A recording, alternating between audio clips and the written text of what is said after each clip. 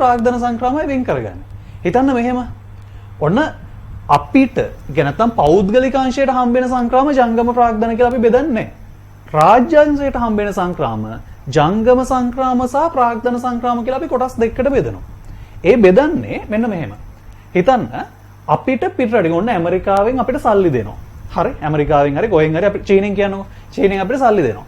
නිකම්ම චීනට පව් කියලා හිතලා අපිට සල්ලි ටිකක් දෙනවා. හරි සල්ලි ටිකක් දීලා ඉවරලා අපිට ඕන දෙයක් ඕකෙන් කරගන්න කියනවනම් හරි සල්ලි දෙනවා මුකුත් කියන්න. දැන් හිතන්නකෝ ඔන්න අපිට ගං වතුර ආවනේ. අපිට ගං වතුර ආවට පස්සේ අපිට ඇමරිකාවෙන් දුන්න ඩොලර් මිලියන 2ක්. චීනෙන් දුන්න ඩොලර් මිලියන 1ක්. මොනවාද ඒවා? ඒවා සංක්‍රාම. හරිද? ඒ කියන්නේ අපි නිෂ්පාදන ක්‍රියාවලියකට දායක වෙලා උපයපු ඒවා නෙවෙයි. නිකම්ම අපිට හම්බ වෙච්ච ඒවා අපි ඒවට කියනවා සංක්‍රාම කියලා. එතකොට ඔන්න ඔය සංක්‍රාමේ අපිට දුන්නේ නිශ්චිත ව්‍යාපෘතියකට නෙවෙයිනේ. කිසියම් නිශ්චිත ව්‍යාපෘතියකට නෙවෙයි අපිට ඕක දුන්නේ.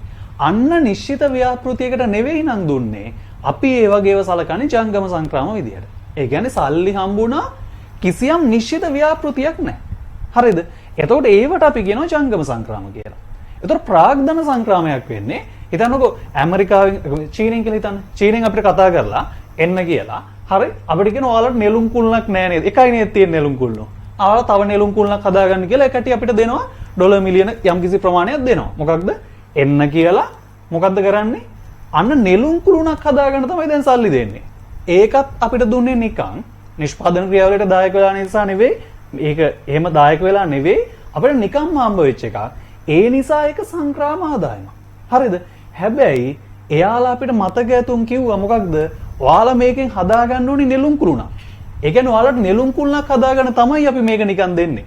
අන්න එතකොට ඒක ජංගම සංක්‍රාමයක් නෙවෙයි. ඒක මොන සංක්‍රාමයක් වෙනවද? ඒක ප්‍රාග්ධන සංක්‍රාමයක් වෙනවා. වෙනස තේරෙනවද? ජංගම සංක්‍රාම සහ ප්‍රාග්ධන සංක්‍රාම අතර වෙනස.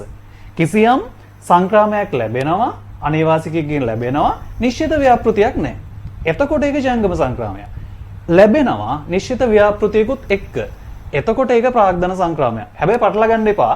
ඔය ජංගම සහ ප්‍රාග්ධන විදියට අපි බෙදන්නේ රජයට ලැබෙන ඒවා විතරයි. නැත්නම් ඔයාලට ප්‍රශ්නයක් එනවා මෙහෙම රටේ ඉන්න එක්කෙනෙක් ඔයාලට සල්ලි වෙනවා ගෙදර හදන්න කියලා. අන්න ඔයා ඊට පස්සේ හිතනවා නිශ්චිත ව්‍යාපෘතියක් තියෙනවා.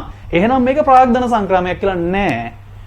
පෞද්ගලික අංශයට එවන හැම එකක්ම අපි සලකන්නේ මොනවා විදියටද? ජංගම සංක්‍රාම විදියට. ඒතර මෙතන ඒ සටහන් දෙකම අපි සටහන් කරලා තියෙන එකේ ජංගම සංක්‍රාමයක් නම් ඒ කියන්නේ අර මම ඉස්සලා කිව්වේ ජංගම සංක්‍රාමයක් නිශ්චිත ව්‍යාපෘතියකට නෙවෙයි නම් හෝ පෞද්ගලික අංශයට ලැබෙන එකක් නම් අපි ඒක සටහන් කරන්නේ ද්විතීක ආදායම් ගිණුමේ. එතකොට මෙතන බැර වෙන්නේ ද්විතීක ආදායම් ගිණුම බැර. හරිද? ඒ වගේම ඒක ප්‍රාග්ධන සංක්‍රාමයක් නම් නිශ්චිත ව්‍යාපෘතියකට නම් ලැබිලා තියෙන්නේ. ඒක යන්නේ මොකද්ද? ප්‍රාග්ධන ගිණුමට තමයි බැර වෙන්නේ. මතක තියාගන්න. ප්‍රාග්ධන ගිණුමට තමයි බැර වෙන්නේ. හරි? ඕකේනේ? ඊළඟට